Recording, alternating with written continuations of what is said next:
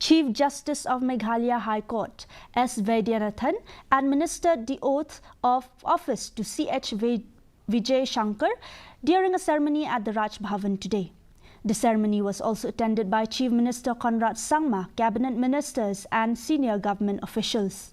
Two-time Mysuru MP and the former Karnataka minister C.H. Vijayashankar was appointed as the governor of Meghalaya as part of a recent reshuffle announced by President Draupadi Murmu on July 27th. He replaced outgoing Governor Phagu Chauhan. Do swear in the name of God. Do swear in the name of God.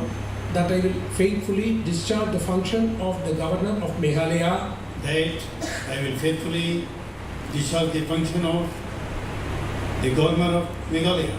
And will do to the best of my ability, preserve, protect and defend the constitution and the law. And will do the best of my ability, preserve, protect and defend the constitution and the law. And that I will devote myself to the service and well-being of the people of Meghalaya. And that I will devote myself to the service and well-being of the people of Meghalaya.